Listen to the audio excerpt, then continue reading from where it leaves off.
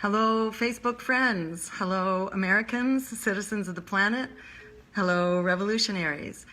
It's Jill Stein, former Green Party candidate for president, coming to you from my home, along with my cat, Willie, right here, who I hope will be willing to sit on the sidelines. We'll give it a try. He's very anxious to participate and be part of our democracy, like all of us are feeling right now in the aftermath of this very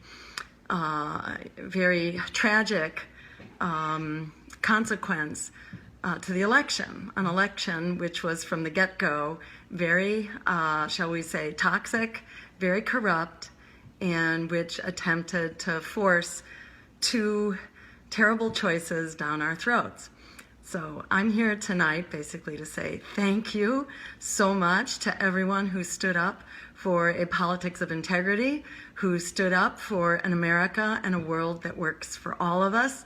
Thank you to everyone who refused to take marching orders from the political pundits, from the party operatives, who were very busy telling us just be good little boys and girls and, don't make a lot of noise and just go along with these two candidates being forced down our throats. One, a neo-fascist, the other, a queen of corruption, a proven warmonger. So in the aftermath of this disaster of an election, there's a lot of soul searching, there's an incredible amount of pain, there's real repression and brutality, and I want to say, of course, that we stand with all of those communities who were silenced, who were shut out of this election, whose votes were not allowed, people whose votes were oppressed and repressed and stolen, and to extend our sympathy, our empathy, and our support for all those communities who are feeling the violence of this politics in the aftermath of the election, with the unleashing of brutality, of oppression against women, of violence, of racism, of Islamophobia, of homophobia, and hostility to the trans community, to the Latino community, and so on. So we are with you. It's really important for us to stand together and to stand strong. And it's really important for us to keep standing up for the kind of transformation, economic, political, social, ecological, racial. We need transformation now more than ever, especially in the follow-up to this very tragic election. There's a lot of discussion going on now, I'm sure you've heard, that tries to figure out what's going on. And unfortunately, we're seeing very much of the same thing after this election that we saw before this election. And my cat, wants to be a part of this discussion. So we saw, basically a media and a political system that really tried to shut down discussion, that created a media blackout, that restricted discussion to two candidates that were the most disliked and untrusted in our history. These two candidates that the media basically circled the wagons around. And while people were screaming for other choices, we were basically shut down. The debates, which should have been opened up to all four candidates on the ballot in enough states that we could actually win the election. The American people were screaming, 76% were screaming to open up the debates, and the political system shut it down. So I just want to raise that word of caution right now, not to let them shut down discussion again, because it's the same pundits, political operatives, corporate media, even the liberal media, which is again circling the wagons and trying to restrict discussion at this really important time. And, they're blaming certainly independent political parties, and we're going to come back to that in a minute and talk about why that is contrary to mathematics, contrary to reality, and contrary to democracy. We're going to come back to that and why, in fact, you and our campaign are, in fact, the unspoilers of a rotten political system. We are the unspoilers of a rotten system of elections, politics, economics, end-stage corporate capitalism, neoliberalism, call it what you want. But we really are the ones who are calling for the real reforms that we need. So they want to blame us. They want to blame the FBI, which, you know, may have contributed a little bit. They want to blame Bernie Sanders for having raised principled concerns in the first place. They basically want to blame, Anthony Weiner. They want to blame everyone and everything and avoid discussing what the real drivers of Donald Trump's victory are and were. So above all, that is this neoliberal agenda, or to just put it in plain terms, it's the agenda of austerity, it's the agenda of these rigged corporate trade deals that send our jobs overseas. It's the agenda of financialization and economic disparity, of lowering wages, of insecure part-time temporary jobs. Anybody know what that's about out there? I think most of the younger generation knows what that's about because that's all that you see. Those are the jobs that are open to you. That's what our recovery was about. So, you know, the political establishment doesn't want to look at their role in creating this crisis. And that's the political establishment, including and in particular the Democratic Party, Hillary Clinton, Bill Clinton, and the legacy of what Bill Clinton brought us and what Hillary Clinton supported and continued to cheerlead for. That includes NAFTA, that includes the Trans-Pacific Partnership, which she really only put up token resistance against, having been pressured into flip-flopping on that. Their policies of Wall Street deregulation that led to the meltdown of our economy, the disappearance of 9 million jobs, the theft of 5 million homes, and so on. You could look at their policies on immigration, the Clinton immigration bill of the 1990s that opened the door to militarizing the border, to recruiting police to use as ICE agents. They could look at their policies on mass incarceration and the Clinton crime bill that opened the floodgates to that. So, you know, I think you get my point that the Democratic Party and the powers that be want to look everywhere except to what they are about. They could look at their sabotage of Bernie Sanders, the one candidate who could have beat Donald Trump hands down. They could look at their role in launching Donald Trump, which was part of the DNC, the Democratic National Committee strategy.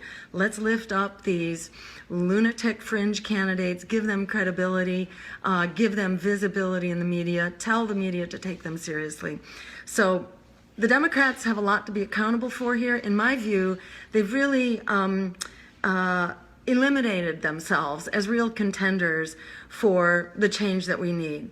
How many decades do we have to keep allowing them to silence real reform, to end real change, to propagandize us into going along with this outrageous, predatory policy of economics and politics that's basically of, by, and for large corporations, lobbyists, and super PACs. That's who was sponsoring the Democratic Party and Hillary Clinton's campaign. Likewise, Donald Trump, of course, but there was never any confusion about that. As Hillary released in her own emails, she had one position for public consumption, another position for private consumption, which is why their positions and her positions and the Democratic Party really needs to be rebutted and debunked.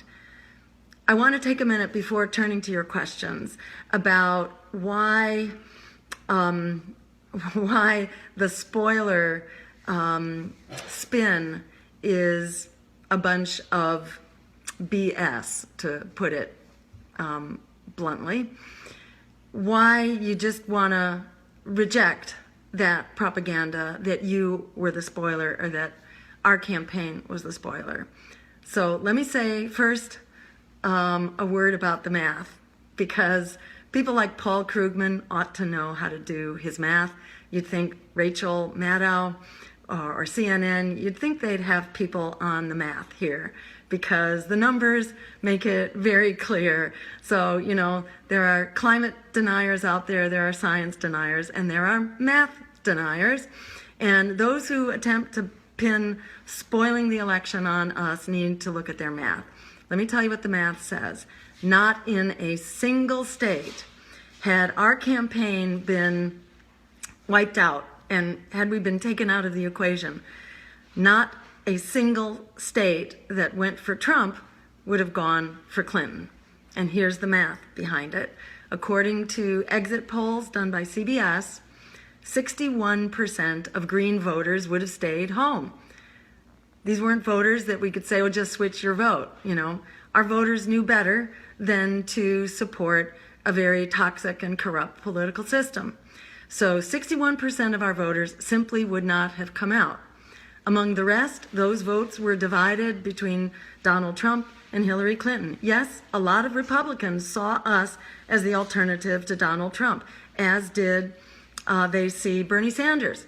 Unfortunately, the media whited us out. They created a media silence, radio silence, utter and total, around our campaign. So many more Trump supporters might have voted for us if they had the benefit of knowing who their other choices were. So it turns out actually 61% of Stein Baraka voters would have stayed home, 25% would have voted for Hillary, and 14% would have voted for Donald Trump. If you plug those numbers in to any state that you like, any battleground state, into Michigan, into Wisconsin, into Florida, not in any of those states would the numbers have changed or would the outcome have changed. We'll have all those calculations for those who like to really get into the weeds. We'll have those calculations on our website very soon. But this is just to give you the strength to debunk those arguments, because I'm sure you're hearing them. Anybody hearing them? If you're hearing them, just send me a thumbs up or send me a note, because I'm sure hearing them a lot, hearing them in the media. An op-ed by one of the Coen brothers, one of the movie producers in the New York Times just in the last day or two, said as much, blaming, we had the distinction of being number one in his list of who to blame Hillary Clinton's failure on. So just to be clear, that has nothing to do with us. When you factor it in, Gary Johnson, the outcome doesn't change either. In one state, his votes would have flipped. In other words, had he stayed home, his voters would have flipped the outcome in one state. That was in Michigan, which would have changed 16 electoral votes. Again, not enough to have made the difference. So to call third parties the spoilers is exactly the opposite of what's true. And let me say why that is. Democracy needs voices and choices. Those who are screaming about third-party spoilers, ignoring the math, ignoring the science here, those who are just trying to distract from their own culpability, especially the media, who had so much to do with shutting down real dialogue and real democracy and lifting up Donald Trump and making him out to be the credible opposition. In fact, democracy needs more voices, more choices, open media, and open debates. Those who say, shut down the opposition parties, silence Gary Johnson, silence myself, what they're basically saying is that we should have only 2 official state political parties. So okay, let's just have state-sanctioned political parties, only 2, no real opposition. Now, I don't think anyone in their, anyone who's not a zombie, politically is going to buy that the Democratic and Republican parties should be the only political parties forever. We should be locked into these two corrupt, corporate-sponsored political systems that serve the big banks, the fossil fuel giants, the war profiteers, the insurance companies. Let's just freeze our political system. So, by their saying that, they're basically saying, forget democracy, forget opposition parties, let's be like Russia or let's be like Iran that basically silences political opposition. So that's not the solution. What then is the solution? Well, clearly the solution is let's fix this screwed up political system that makes it so-called dangerous to have political opposition. This is right now a system where you're supposed to vote for the lesser evil, and you're supposed to decide who do you hate the most, who are you most afraid of, and then vote, for the opposite of that person. And that's how we got an outcome like Donald Trump, because most people were actually more afraid of Hillary Clinton and more untrusting of Hillary Clinton than they were of Donald Trump. This was a big rejection, a big fat no to our corrupt political system. So this doesn't solve the problem. We need to be able to bring our values to our votes so we can vote for actually what we want and what we need. So how do we liberate our votes? It's actually not complicated. There's a system called ranked choice voting. It's used in cities across the country, and the state of Maine just passed it in a voter referendum, which is the only way ranked choice voting passes because the political establishment doesn't want it. It's a big threat to their stranglehold on power. But it's been passed in cities all across the country and now in the state of Maine. So we're calling for ranked choice voting in all states, really at all levels, but including for the presidential election. Because what ranked choice voting does is it says you can rank your choices. Instead of just voting for one candidate, you rank your choices. And if your first choice loses, your vote is automatically reassigned to your second choice. So what that means is you can vote for an underdog, like Ajamu Baraka and myself, as your first choice, and you could vote for Hillary Clinton or Donald Trump or whoever you thought was, the least dangerous among them. That could be your second choice. And if your first choice underdog lost, your vote then automatically goes to your second choice. So it's a win-win. It brings in more voices, more choices. It assures that the vote doesn't get split or divided. It assures there is no unintended consequence. And it basically assures that our votes come back into, or I should say our values come back into our votes. Because just voting for the politics of fear has basically delivered everything we were afraid of. And Donald Trump is another great example of that. So we can have ranked choice voting. We can move to a system of open debates, and that's a second campaign that we're working on now. Let me urge you to go to jill2016.com, join our email list, so that you can be on the pipeline for these initiatives. One very important date coming up is January 20th and 21st, Inauguration Day and the day after. That's going to be a day of major protests, as you know, and we will be helping to sponsor a protest in Washington, D.C. Called Occupy the Inauguration. And the theme of this is we do not consent.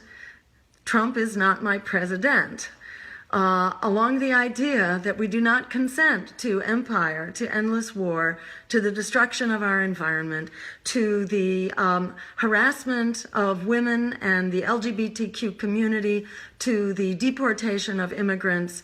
We do not consent to the export of our jobs, to the depressing of our wages, to the oppression of labor unions and working people.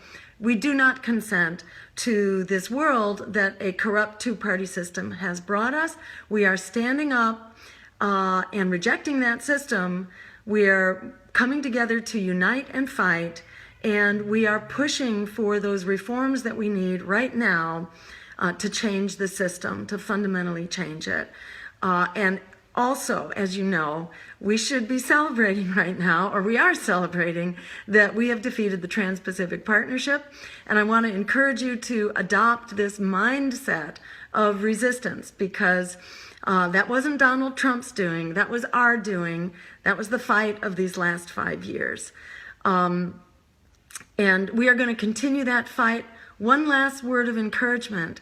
Remember what happened, or you may not remember, but those of you who have my color hair, you may remember what happened under Richard Nixon. Under Richard Nixon, who was one of the most oppressive, devious, dishonest, repressive presidents in history, what did we accomplish? We were very mobilized, in part because of the war and the draft, and we knew that our lives were on the line. And the lives of our brothers, in particular, were on the line for being drafted and sent to war in Vietnam. So we got out and we mobilized, not just against the war. We mobilized for women's right to choose in spite of a very conservative Supreme Court, and we won. We pressured the Supreme Court into standing up and passing Roe v. Wade. Or with their Roe v. Wade decision. We brought the troops home from Vietnam. We stood up for the environment, which was just, a new rising concern at the time. We got the Clean Air Act and the Clean Water Act. We established the Environmental Protection Agency. We also got protection for workers in the workplace through OSHA. So there was so much that we could do because we were mobilized, because we were out in the street, because we were uniting and we were fighting, and we put the fear of democracy into our very undemocratic misleaders. And that's what we need to do now. That's what we've done with the TPP. That's what we need to keep doing. So I want to urge you to stay strong, to continue the fight, and to keep fighting. So let's see, I'm looking at some of your comments. Lena is saying that she feels discouraged by the results of the election. Is it possible that America is more conservative? So let me just assure you, Lena, along with my cat, who's asking to be noticed here. So say hi, Willie. Let me just assure you that ours is a majoritarian agenda. This is what the American people are clamoring for. Someone is saying they remember the Nixon era. Yes, we stood up in the Nixon era. Someone is saying, how about instead of building resistance, we build bridges? Clearly, we need to do both. And, we need to build bridges to all the other communities who are struggling for justice right now.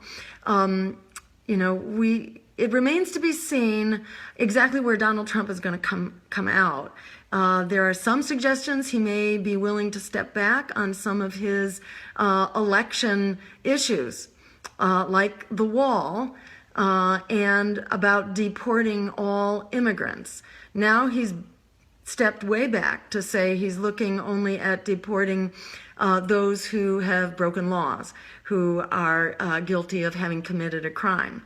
Well, that's actually the position of the Obama administration. So, that would be a great improvement over what Trump was calling for, but not enough. We're calling for a welcoming path to citizenship and recognizing the really vital, essential contribution of immigrants to our economy and our culture and our communities. And we're calling for dealing with the immigration crisis back at its very roots. Let's stop causing this crisis through misguided U.S. foreign policies, through NAFTA, and so on. Let me come back here to another question. Is the TPP really dead? Linda Walton asks. And yes, Linda, it looks like it is. Obama announced last week that he will not bring it up in the lame duck session. Are these things ever dead? Well, until we are in power, I think we can't take anything for granted. But it does look like it has been stopped. So congratulations to everyone that was a part of this. What else do we have here? Paul Ryan has also said Congress will not vote on it, so it is certainly dead for now. Ranked choice voting. Jared O'Connell says ranked choice voting and open debates are opposed by the parties in power because it would threaten the political system. How do we organize to demand these reforms? Great question, Jared, and that's exactly why we need an independent political party so that we can actually push these issues. And I urge you to come to the gathering on inauguration. Come to Occupy Inauguration.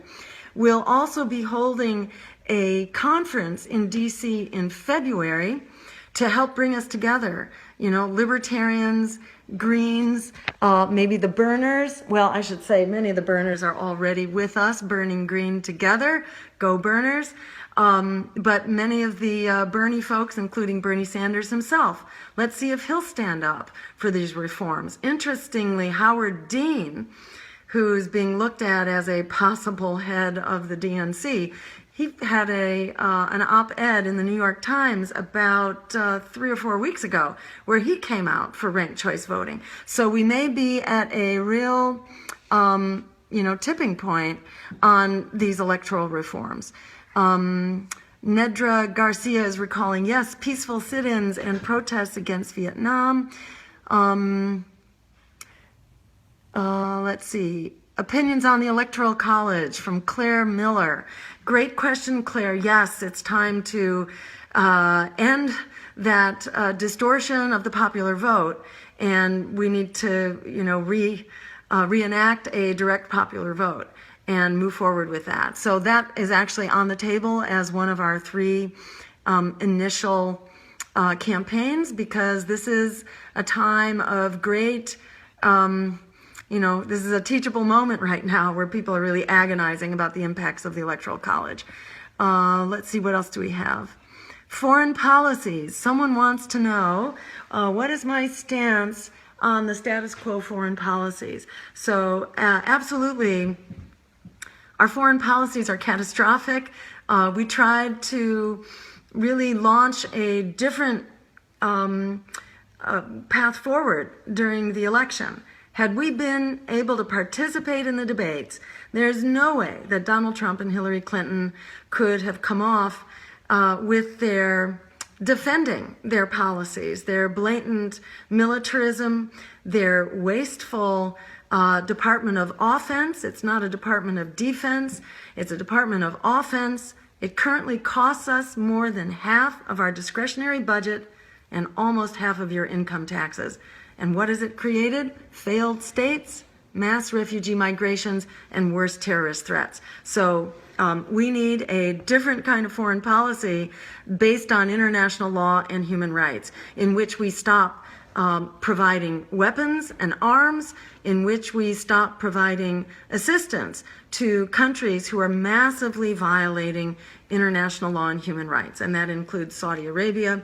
That also includes the State of Israel, which is on which we are spending $8 million a day right now to assist the Israeli army in its violations of human rights and international law. And let's see, let's check another question. Someone is saying, yes, cats. That's from JJ Angel. And what else? Trust the mainstream media, question mark? Certainly not. We need to break up the mainstream media. We need to exercise antitrust laws. And we also need to reclaim the public airwaves for use for public purpose. Right now, we give away our airwaves. We don't even rent them out. We give them away to private corporations to shut down our elections, to shut down real debate and discussion. Somebody says, I love you and your cat. Thank you, Randy. Thank you, Randy V. I love my cat, too. How about the selection of Steve Bannon for chief strategist? Gregory DB asks. Yes, this is really disastrous. Steve Bannon, a blatant white supremacist, anti-Semitic, racist, etc. We need to exert a lot of pressure to get him out.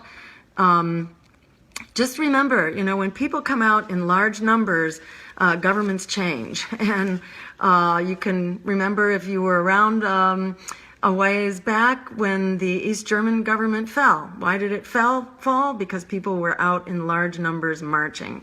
They were out in such huge numbers that it was a great embarrassment to the government, the East German government, which was extremely repressive and militarist, and a big security surveillance state, kind of like what we got right now, which Donald Trump, has the liberty to use because Barack Obama kind of created the system for him.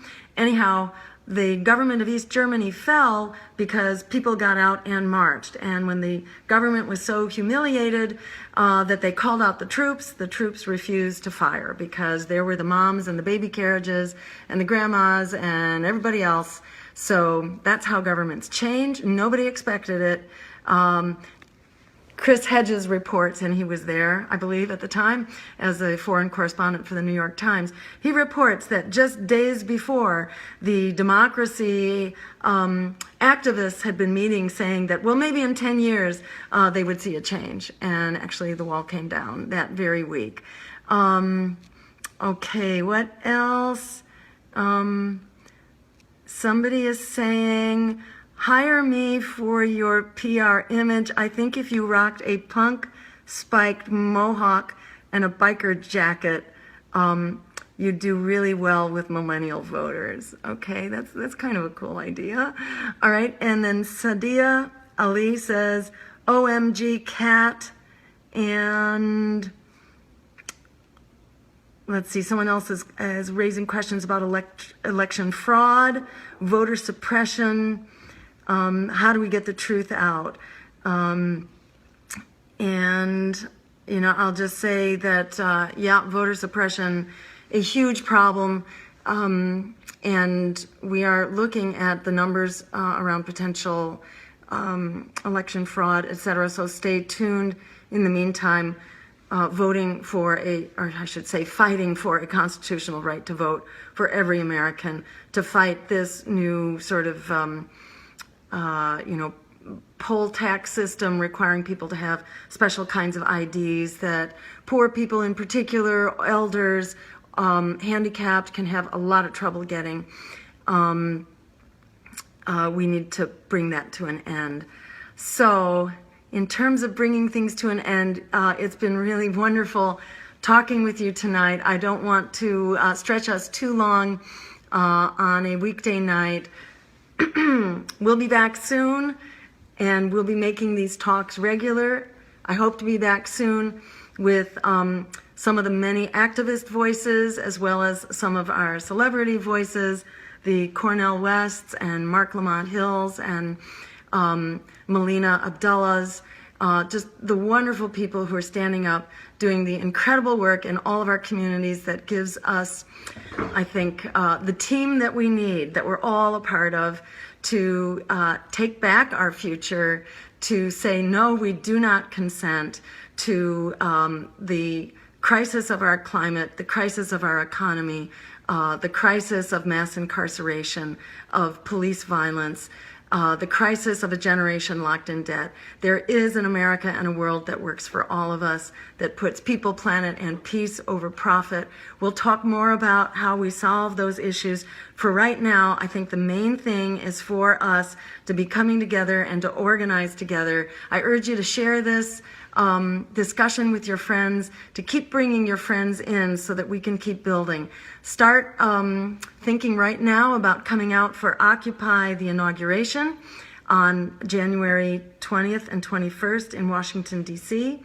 Also, throw something into the hat if you can, because as we wind down from our election campaign, we will be winding up for the kinds of election reforms that we need. That is for ranked choice voting, for opening up the debates, for having a people-sponsored debate commission, not a debate commission sponsored by the Democratic and Republican parties, for a popular national vote. These will be some of the things that we begin to fight on. Think about coming to our conference for democratizing our elections. This will happen in February. Stay tuned for the date. And throw $5 into the hat if you can at jill2016.com so that we can keep building on this very important breakthrough at this tipping point moment right now where people have said enough is enough. We need a new way forward. Enough of the propaganda from the Democratic Party.